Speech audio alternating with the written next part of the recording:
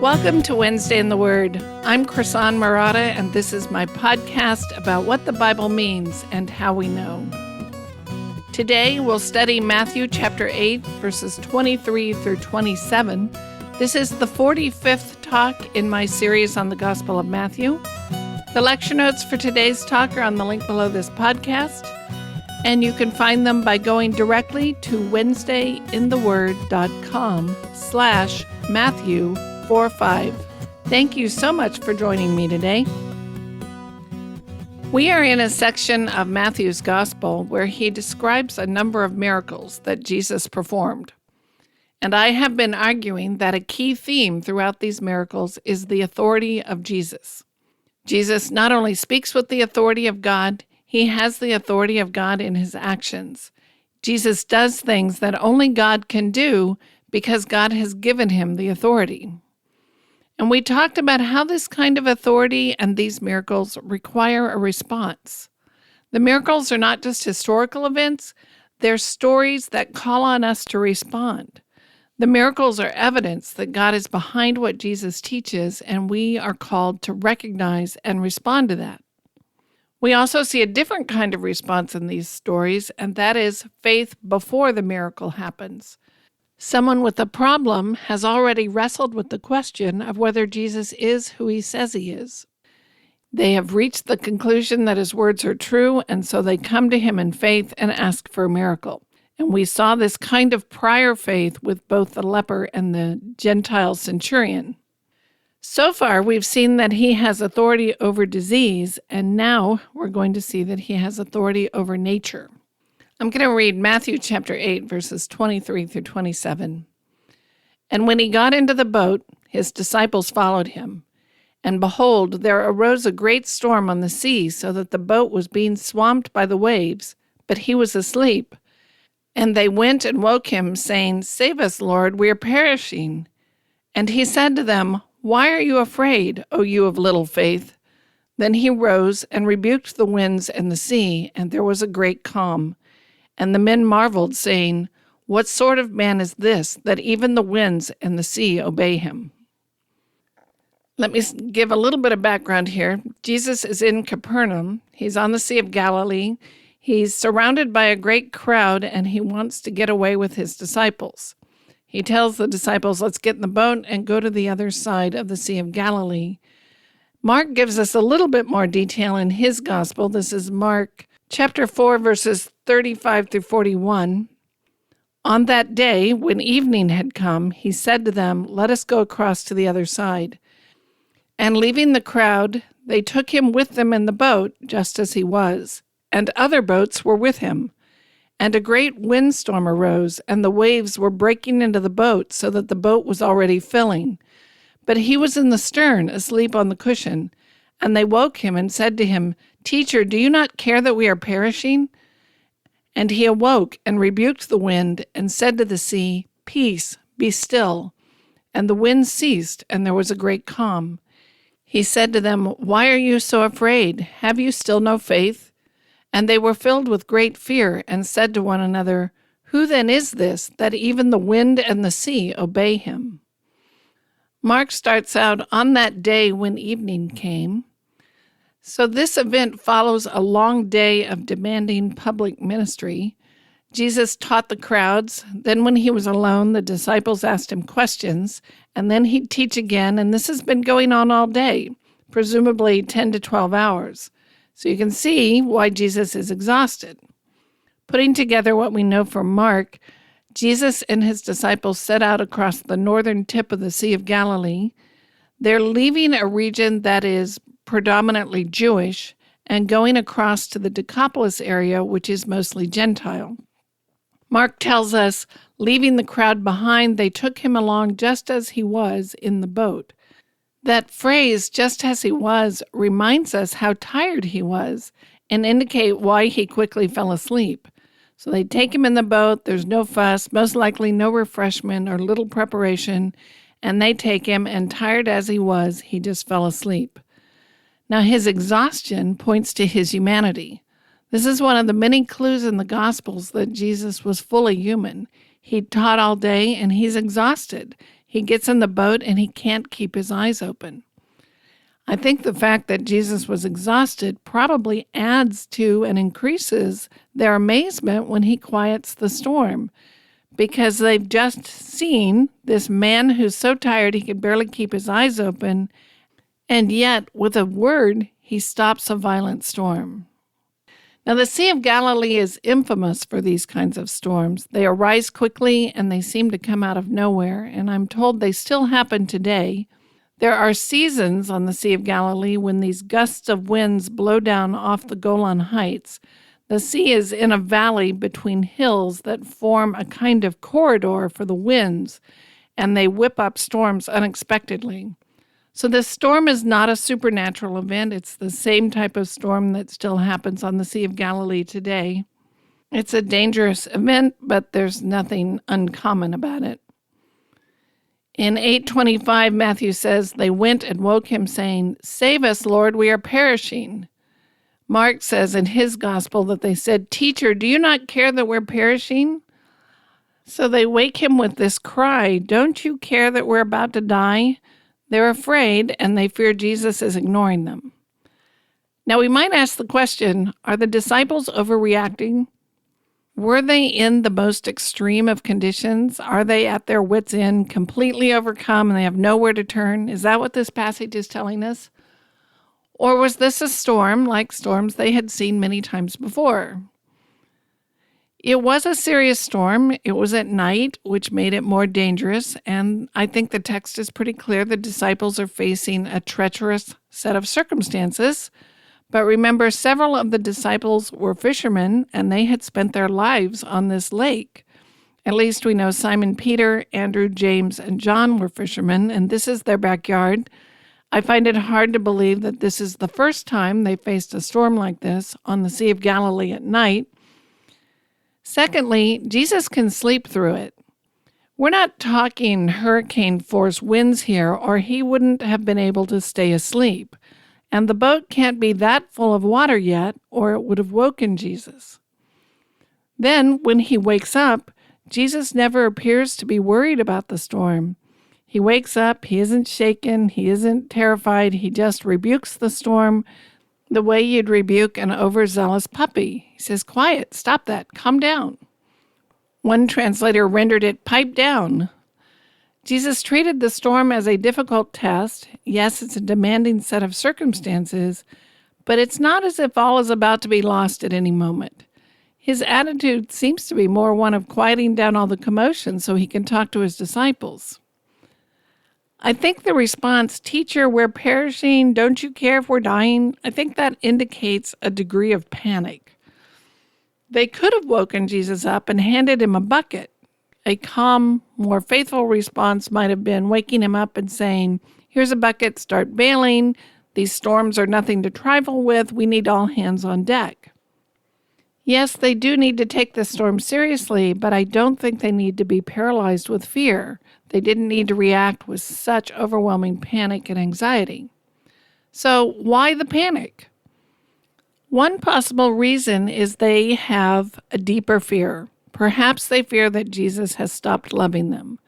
Here we have a sleeping Savior who has performed miracles for others, and now they're in trouble and he seems unresponsive to their plight. Let me just speculate on what they might be thinking. "Lord, what's the matter with you? This is too hard, and I don't really deserve to face this right now. After all, I've done everything you asked. I left my home. I left my job to follow you. I've stayed by your side through all these early days of your ministry. Look what I've done for you. Look how I followed you. And now here I am in the middle of the night facing this storm because of you.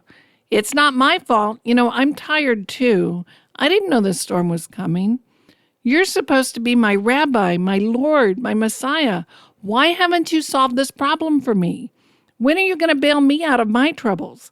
Don't you care enough about me to get me out of this mess? Don't you care what happens to me? How can you sleep while all this calamity falls down on me? You must not love me anymore. Don't you care if I drown?" That could be what's going on, that kind of, "How could you let this happen to me? Don't you care about me?" But I think there's another possibility, and I suspect this one is more likely, although both could be part of the reaction, and that is the disciples could fear that Jesus is not who he claims to be. They have placed their ultimate hope in him. They've left their homes, they've left their jobs to follow him. They've heard him teach.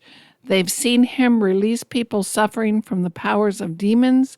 They've heard him tell them truths that no one had ever spoken before. They've heard him teach with the authority of God. They've seen him heal with the authority of God. And they are coming to believe that he is, in fact, the long-awaited Messiah. But now, in their hour of need, he's asleep. They might die, and he might die with them. How could the Messiah drown in a boating accident? Surely God wouldn't let that happen to his Messiah. So I think they were beginning to say to themselves, I might die here because this man is not the Messiah after all. He doesn't have the authority to save me. He doesn't even appear to be able to save himself. Maybe he's not the Messiah after all. Maybe he's not the one he claims to be, because after all, he's about to die with me. I think they were deeply shaken by the possibility that Jesus would put them in extreme circumstances and then ignore their plight, either because he didn't care what happened to them after all, or he wasn't who he claimed to be. And that's the real issue, isn't it? We panic when life gets hard, not so much because it's hard, but because we fear that God no longer loves us, or he is not who he says he is. He's promised to love us and protect us, and now he seems to be sleeping when we're in need. Well, that fear is evidence of an immature faith, and that's what Jesus responds to. Look at Matthew 8:26. And he said to them, Why are you afraid, O you of little faith? Then he rose and rebuked the winds and the sea, and there was a great calm. His first response after waking is, Why are you so afraid? Why did this storm terrify you? How is it that you have so little faith? You've been with me. You've heard me teach. You've seen me heal. You've seen the demons obey. You've seen lives changed and hearts opened. You've seen the blind see and the lame walk. How is it that you have no faith? Why are you so afraid? Then he quiets the storm like one might quiet a bouncy puppy, and everything is calm. This phrase he adds, "Oh, you of little faith," is interesting. Jesus is the only one I could find who uses this phrase, and he seems to use it in situations where his disciples have lost sight of who God is and what God can do. We first ran into this phrase in the Sermon on the Mount, in the passage about don't be anxious over the cares of the day. That's in Matthew 6, and Jesus was reminding us that God cares more about people than he does about birds and flowers. And if we stop and think about who God is and his priorities and how he demonstrates his care for creation, including things like birds and flowers, we'll know that he is a caring and trustworthy God who can be relied upon. In that context, Jesus says, "Oh, you of little faith." These are things that if we had a deep, mature faith, we would know, and we would not need to be reminded. We're going to run into this phrase again in a different story in Matthew 14. The disciples are in a boat again, and Jesus comes out to them walking on the water. He commands Peter to walk out on the water to him, and Peter responds. And first, he walks out to Jesus and everything is fine, and then he seems to suddenly realize he's standing in the middle of the lake and he starts to sink. And Jesus says to him, "Oh, you of little faith, why did you doubt?" Peter seems to be looking only at his circumstances. All of a sudden, he realizes he's outside the boat walking on the water, and he panics. He's forgotten the God he's dealing with. He seems to have lost sight of who Jesus is and what Jesus just commanded him to do. Jesus seems to be saying, panic may seem to be a very natural reaction to you, but you have lost sight of who God is, who I, Jesus, am, and who you're dealing with in this situation. God has authority over creation. He has given it to me, and I am right here with you. In these situations where we fear for our life, Jesus is saying, remember who God is. Remember who I am, who you're dealing with. We are completely trustworthy. We're going to see this phrase in another situation where Jesus is warning his disciples against the leaven of the Pharisees. That's in Matthew 16. The disciples start discussing the fact that they don't have any bread, and Jesus rebukes them and says, "What makes you think I'm talking about food? Don't you remember how I fed the 5,000 with 5 loaves of bread, and that other time when I fed the 4,000 with 7 loaves of bread? How is it you don't understand?" And in this rebuke, he refers to them as you of little faith. In each of these examples, what they know and believe about Jesus has not made its way into their thinking and action. They know that these miraculous feedings have happened, but the implications of it have not sunk in yet, and they're starting to get worried about where and when they're going to eat next. And Jesus rebukes them, saying, "You have lost sight of who God is and who I am." Our faith metaphorically shrinks because we've lost sight of who God is. Now, faith is a journey.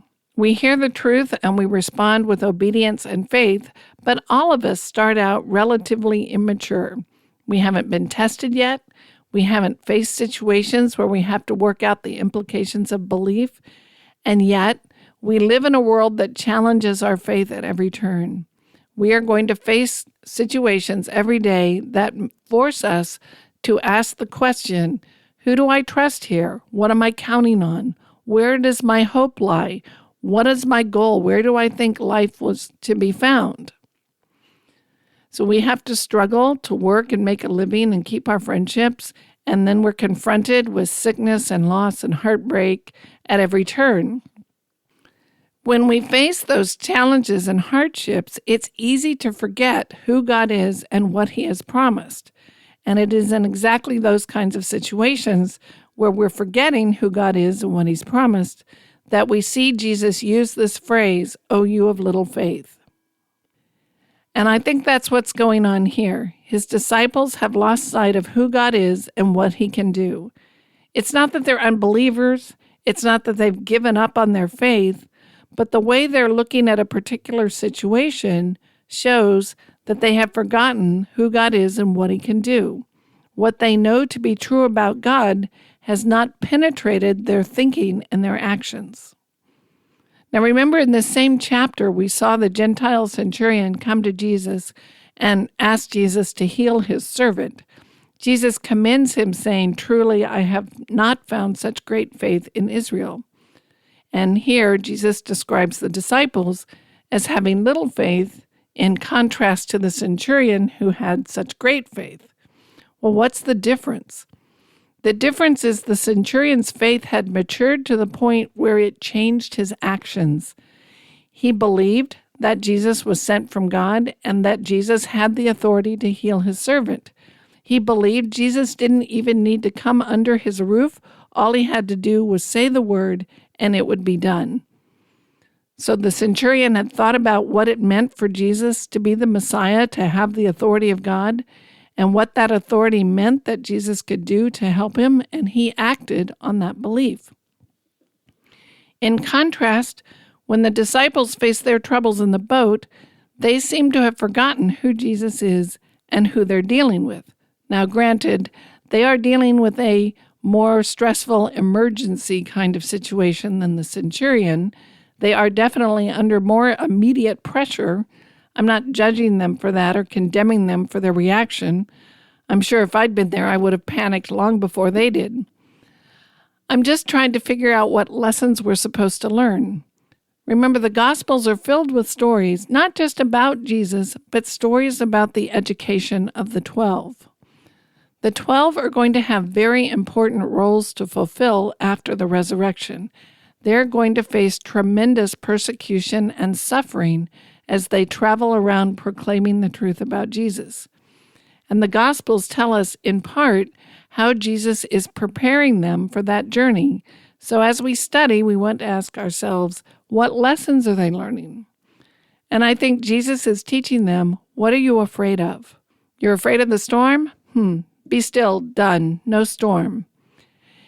Let me remind you who you're dealing with here. The power of God is with me. Don't forget that. There is nothing in this world that has any power over you if God does not want it to. He's bringing home to them that there is a lot more going on than just their fears in the middle of a difficult situation. They're going to face many, many difficult situations in the days to come, and this is a lesson they need to learn.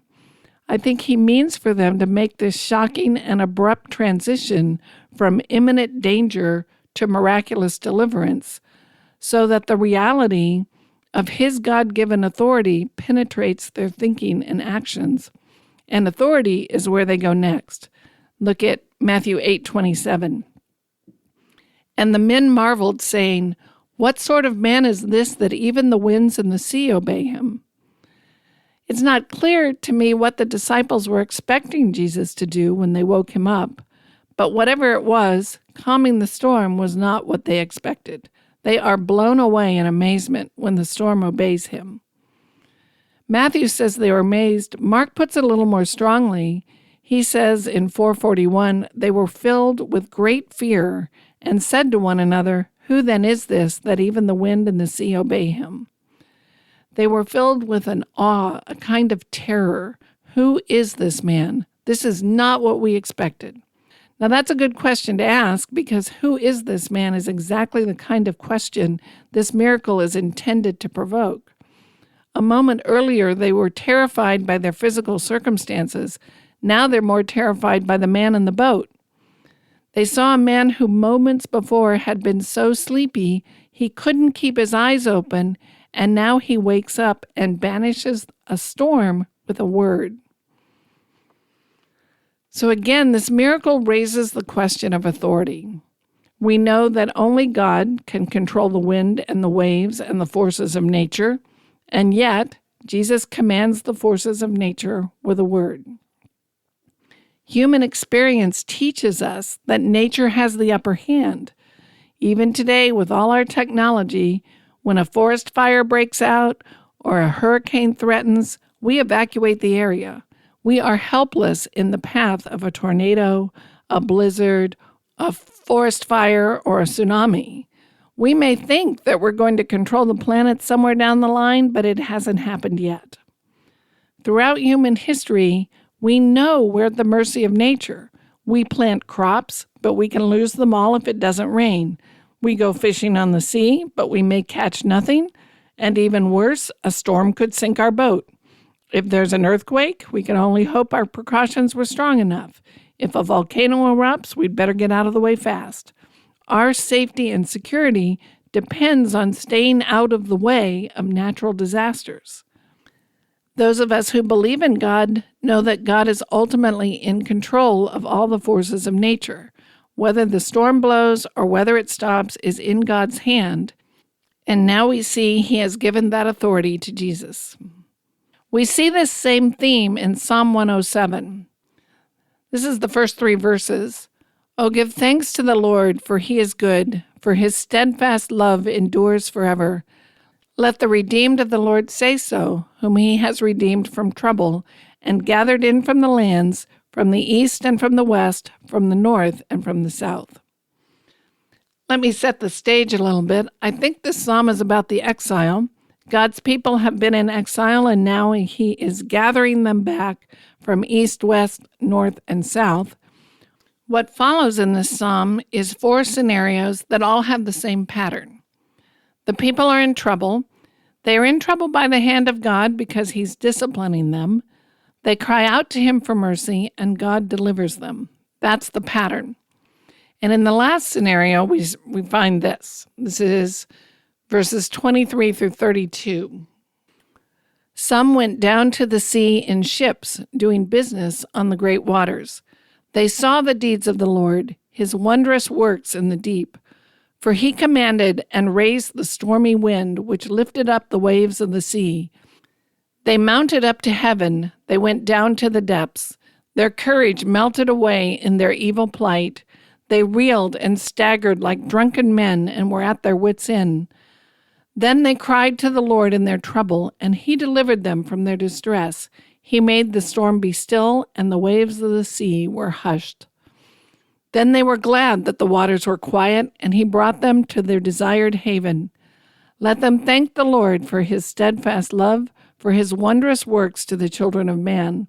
Let them extol him in the congregation of the people, and praise him in the assembly of the elders. I'm not saying that this psalm is a prediction that Jesus, the Messiah, would calm the storm one day, but it does give us a picture that's relevant to the story. Those who go down to the sea in ships have seen the works of the Lord. That is, God raises up a storm.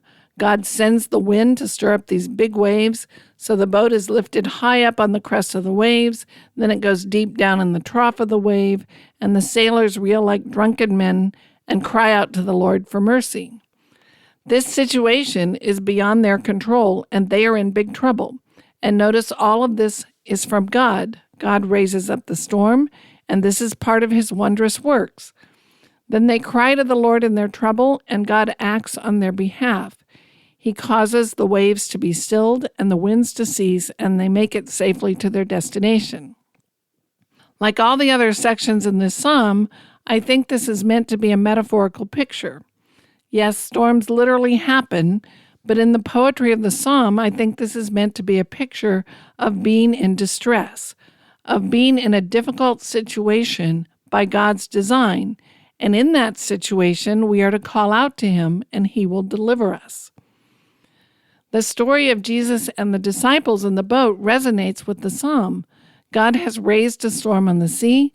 The disciples are afraid, but in this story, they call out to Jesus, and Jesus causes the storm to be still and the waves to be hushed. The psalm reminds us that only God is in charge of these vast forces of creation. Only God can bring the storm, and only God can end the storm. And yet we see Jesus telling the wind to stop and the waves to cease, and they do. And the disciples rightly ask, who is this guy? Because this is the kind of authority that only God has. People don't have this kind of control over creation. They can't stop the destructive forces of nature, and yet Jesus can say, stop, and it stops. The miracles of Jesus have a message. They tell us that God is with Jesus and he has the power to do miracles. These powerful supernatural events are a testimony from God that he is with Jesus. But they are also a kind of parable in themselves. Jesus is bringing the mercy of God for healing. Jesus is bringing the mercy of God for deliverance from demons. And Jesus brings the power of God to rescue his people from the vast destructive forces of nature. Jesus displays the power of God to rescue his people from sickness, from evil, from nature, and from death. And that's a lesson we're meant to learn and turn to him in those situations where we fear and are in distress, remembering who he is and what he can do. When Ray Stedman preached on this text, he used one sentence to summarize what's being taught here. The boat won't sink, and the storm won't last forever.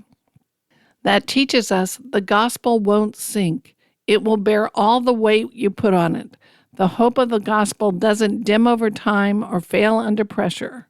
The Lord will supply all our needs for every day of this life and for eternity. But that second phrase is important too. The storm won't last forever. It's not true that being a Christian is to be assigned to suffer forever and ever. The end of the story is not more suffering. The end of the story is joy and glory, the approval of God and being made like Christ, fellowship with other people who believe, and the end of evil and death. Remember who we're dealing with when we run into hard situations. Not only does Jesus have the authority of God behind him when he speaks, he has the authority of God to rescue and redeem us. Thank you for listening to Wednesday in the Word, the podcast that explains not only what a passage means, but also seeks to show you how to figure that out. You can find all previous episodes in this series on my website, WednesdayInTheWord.com. There is no charge, no spam, and no ads. If you've been blessed by this podcast, please subscribe, leave a positive rating or review wherever you listen, and most importantly, tell a friend what you learned. and where you learned it. Our theme music is graciously provided by my friend and favorite musician, Reggie Coates. You can find Reggie's music and hear his CDs on heartfeltmusic.org. Thank you for joining me today. I'm Chrisan Murata, and I'll see you next week at Wednesday in the Word.